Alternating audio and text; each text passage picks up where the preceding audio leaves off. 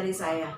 Senang kembali kita bertemu pada tayangan video, dan sekarang kita akan mengakhiri sesi sistem reproduksi pada manusia. Berarti masuk kita ke sesi yang ketiga. Pastikan bahwa kamu sudah memahami sesi pertama mengenai pembelahan sel, dan sesi kedua mengenai struktur dan fungsi sistem reproduksi pada manusia. Kita akan mulai dengan siklus menstruasi. Kita tahu bahwa anak remaja perempuan pada usia pubertas atau masa adolescence, maka mereka akan mengalami yang namanya menstruasi, yaitu luruhnya dinding rahim bagian dalam atau yang disebut dengan endometrium yang terjadi satu kali periode menstruasi. Kalau yang normalnya 1 kali 28 hari. Nah, kalau kita perhatikan pada gambar mengenai siklus menstruasi, kita melihat di situ ada siklus uterus, ada siklus ovarium, dan ada hormon-hormon yang berperan di dalamnya.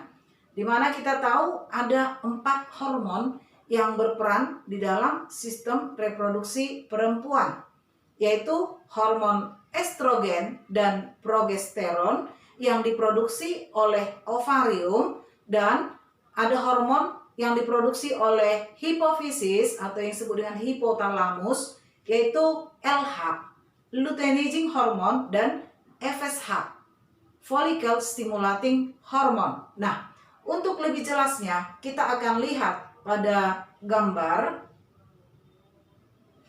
Nah, sekarang perhatikan.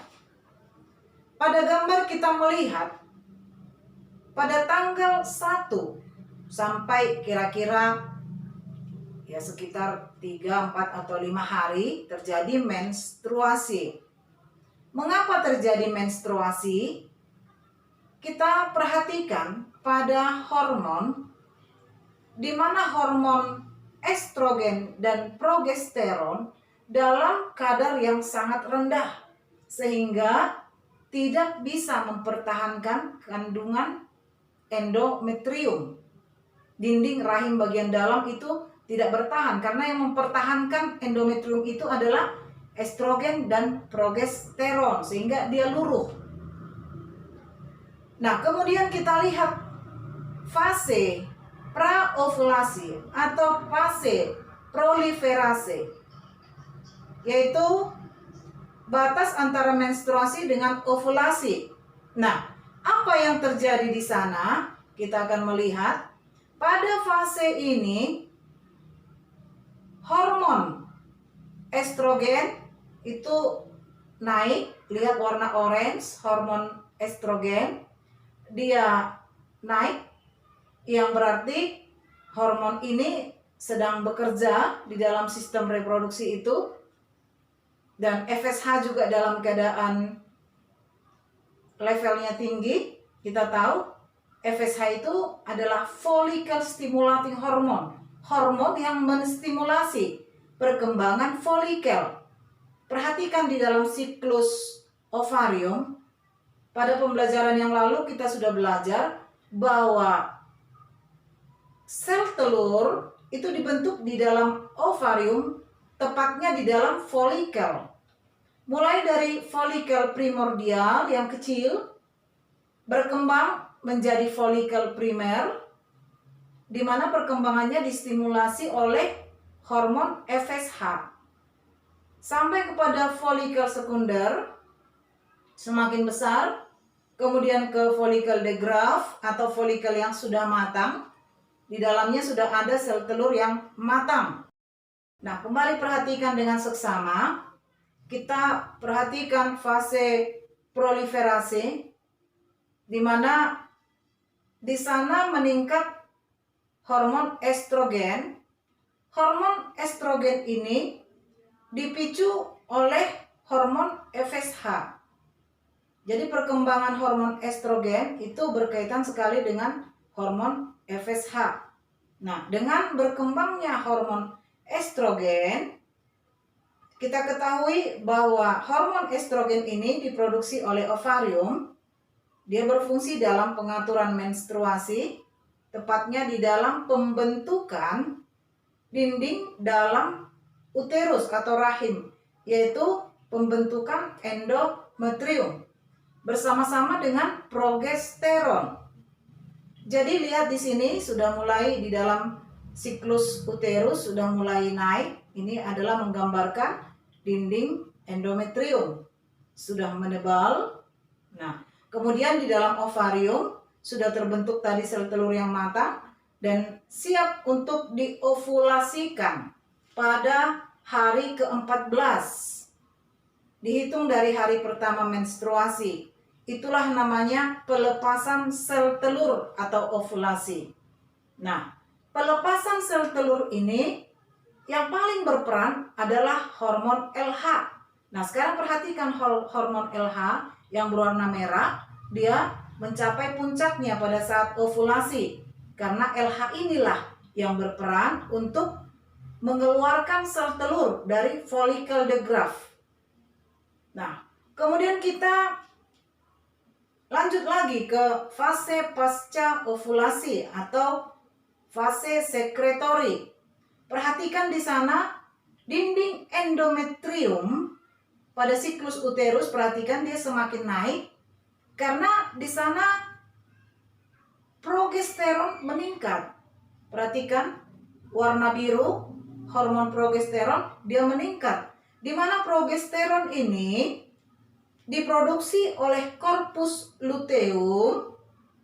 Apa itu corpus luteum? Yaitu folikel yang sudah kosong, sel telurnya sudah lepas pada waktu ovulasi, maka itu adalah folikel kosong. Tetapi korpus ini, folikel kosong ini, dia berperan menghasilkan hormon progesteron. Jadi pada masa sekretori ini progesteron meningkat. Itulah terjadi pembentukan endometrium. Nah, sekarang kita perhatikan kembali tahap menjelang hari ke-28. Nah, di sana sudah menurun progesteron. Kalau tidak terjadi pembuahan, maka progesteron menurun. Korpus luteum akan berubah menjadi korpus albicans.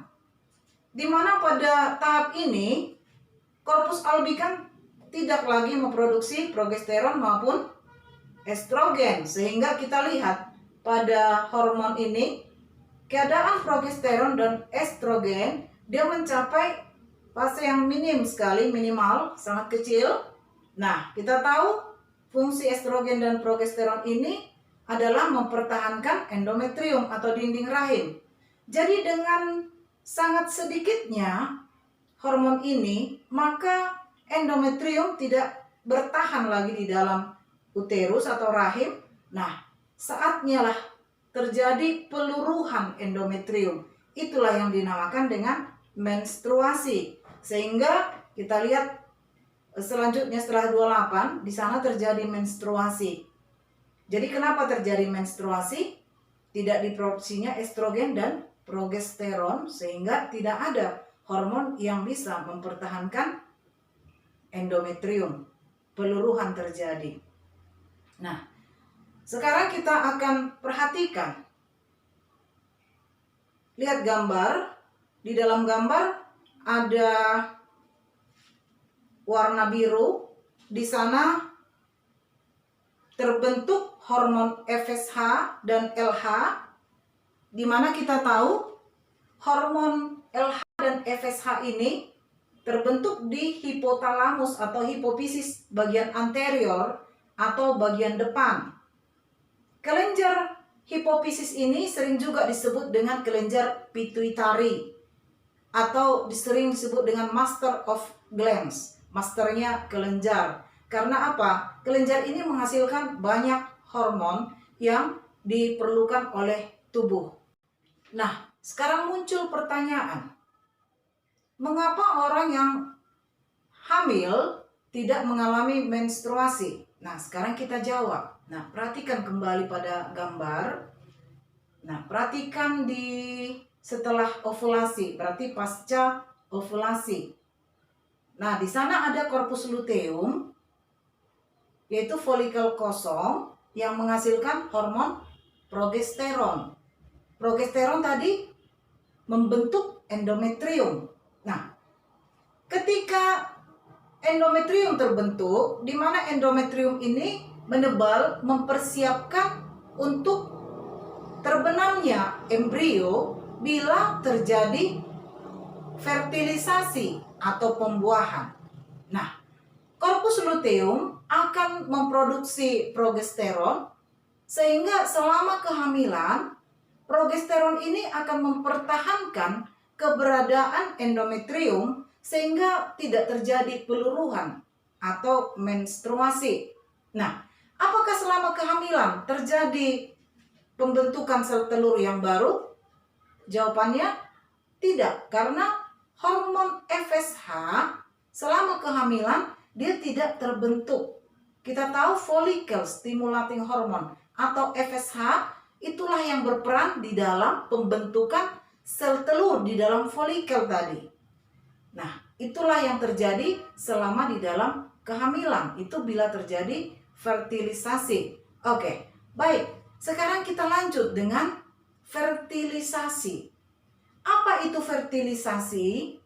Fertilisasi atau pembuahan berarti bertemunya sel telur dan sperma.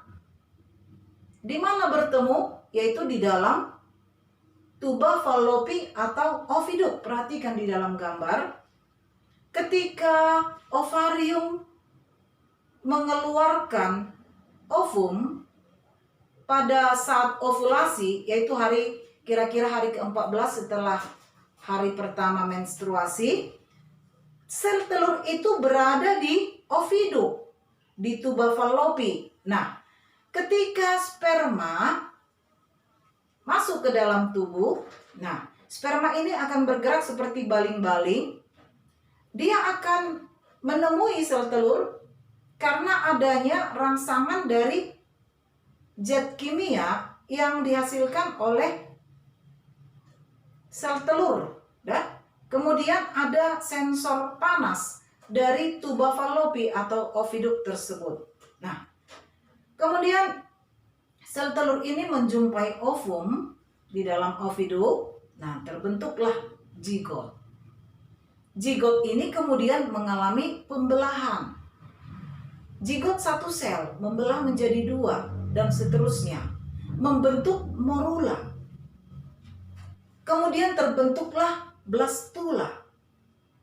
Setelah blastula terbentuklah gastrula. Kumpulan dari sel-sel yang lebih dari 100 sel itu tadi tertanam di dalam uterus. Itulah namanya implantasi. Ketika dia sudah tertanam, itulah awal dari namanya kehamilan. Nah, kemudian proses terjadi, pembelahan sel terjadi. Nah, sampai 9 bulan 10 hari kira-kira, maka embrio akan lahir sebagai bayi. Nah, sekarang saya jelaskan sedikit mengenai sperma dan ovum. Kita tahu bahwa ovum itu dalam satu periode dihasilkan hanya 1 ovum atau sel telur. Tapi sebaliknya sperma, ketika seorang pria mengalami ejakulasi, keluarnya sperma, maka sperma yang dihasilkan itu bisa berjumlah ratusan juta sperma. Nah, jadi ketika terjadi fertilisasi, ratusan juta sel sperma ini yang akan menjumpai ovum di oviduk itu, mereka akan berlomba dan hanya 1 sel sperma yang akan masuk ke dalam sel telur. Nah, setelah 1 sperma ini masuk ke dalam sel telur, maka sel telur ini akan membentuk lapisan atau membran sehingga sperma lain tidak bisa lagi masuk. Selanjutnya kita akan bahas mengenai proses perkembangan embrio di dalam uterus. Kita akan bagi trimester 1, trimester 2, dan trimester 3 ya. Jadi trimester 1 bulan pertama sampai dengan bulan ketiga. Pada trimester pertama, periode terbentuknya embrio hampir semua organ tubuhnya terbentuk. Nah, kemudian embrio ini sangat rentan terhadap radiasi, obat atau alkohol. Oleh karena itu, ibu hamil harus memilih nutrisi yang baik dan menjauhi kebiasaan buruk seperti merokok dan minum minuman beralkohol, agar janin yang dikandungnya tidak mengalami kecacatan atau gangguan kesehatan lainnya. Nah, kembali ke gambar yang kedua, trimester kedua. Nah, sekarang perhatikan perkembangan utama janin atau embrio pada tahap ini, yaitu terbentuk pembesaran ukuran janin dan perbaikan struktur menjadi lebih detail. Nah, kemudian kita temukan bahwa tidak ada perkembangan mendasar seperti pada trimester pertama. Nah, masuk kita ke trimester yang ketiga, berarti bulan ke-7 sampai bulan ke-9. Nah, di sini terjadi pertumbuhan ukuran bayi yang sangat pesat untuk mendapatkan kekuatan menghadapi hidup di lingkungan luar. Nah, satu hal yang perlu juga kita tahu, selama dalam proses kehamilan, maka embrio atau janin di dalam uterus mendapatkan makanan dan juga oksigen melalui plasenta. Perhatikan gambar plasenta.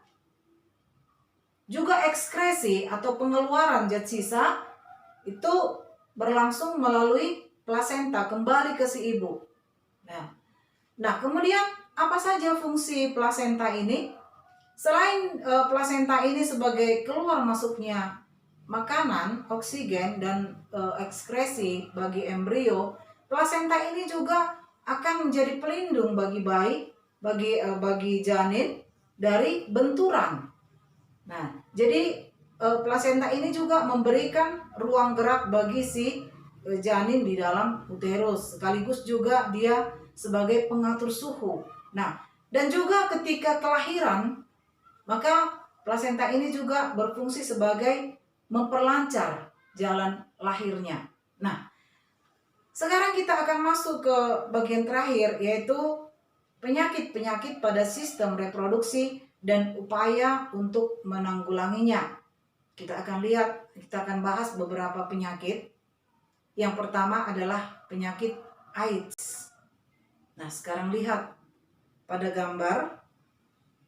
Di situ ada virus penyebab penyakit AIDS, yaitu virus HIV, Human Immunodeficiency Virus.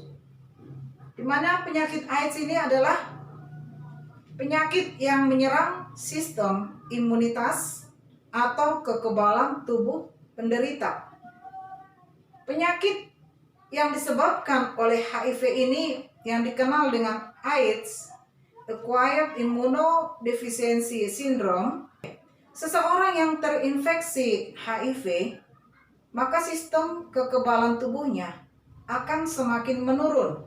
Maka si penderita ini akan sangat rentan dengan penyakit-penyakit infeksi lainnya seperti TBC dan penyakit-penyakit yang lain yang akan memperparah keadaan si penderita. Dan penyakit-penyakit yang terjadi karena minimnya kekebalan tubuh inilah yang biasanya akan membawa si penderita kepada kematian. Nah, sekarang kita akan melihat penyakit yang kedua yang disebut dengan penyakit gonore, sering disingkat dengan GO.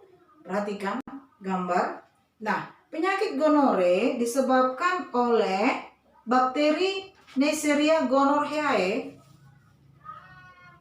di mana gejala penyakit ini adalah rasa sakit dan keluar nanah pada saat kencing pada laki-laki, serta keputihan berwarna kuning hijau pada perempuan. Penyakit ini juga dapat menyebabkan kebutaan pada bayi yang baru lahir.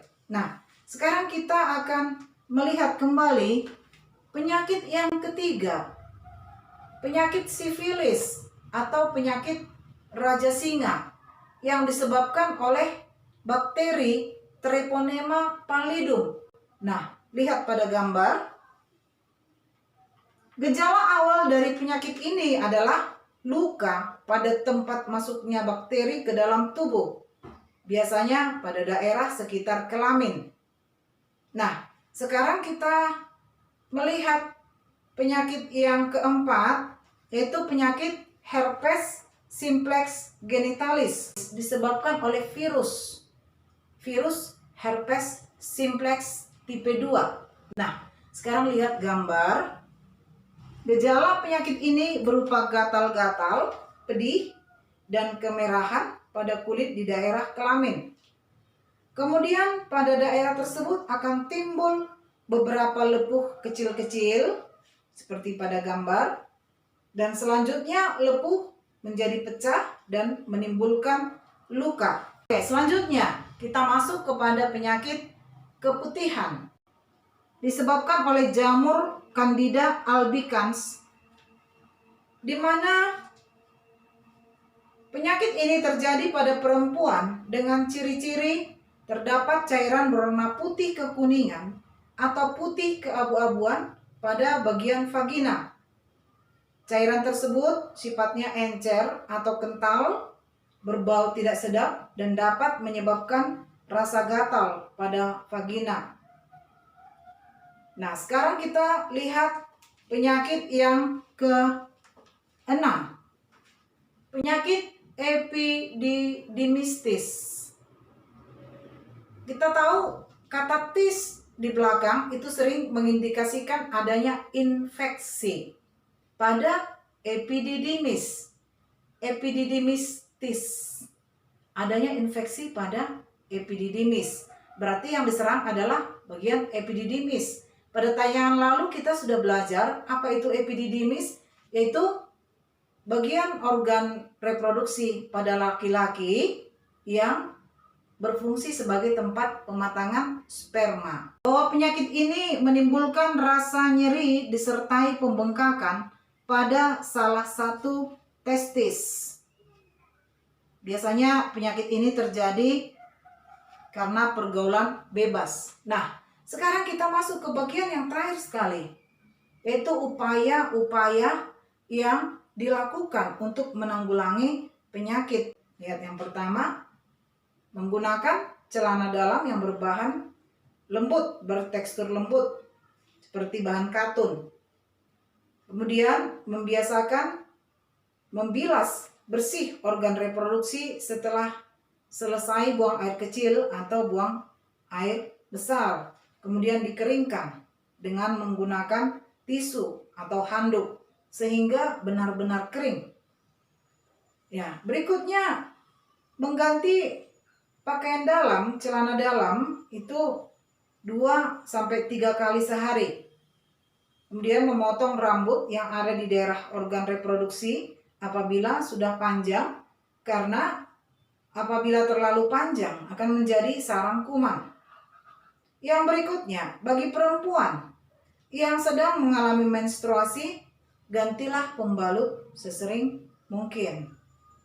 Nah, berikut bagi kaum yang perempuan, hindari menggunakan sabun pembersih daerah kewanitaan secara terus-menerus, karena penggunaan sabun pembersih untuk daerah kewanitaan ini akan mengubah pH, derajat keasaman ya, pH vagina, dan akan membunuh bakteri baik yang ada di dalam vagina.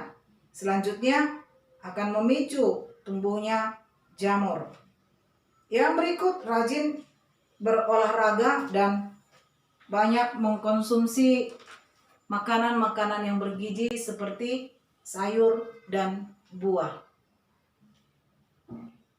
Nah, demikianlah tayangan video kita kali ini. Maka berakhirlah sudah semua sesi sistem reproduksi pada manusia. Dengan mempelajari ini, maka kita akan semakin menyadari betapa agungnya Tuhan menciptakan semuanya itu. Atas perhatiannya, saya ucapkan terima kasih.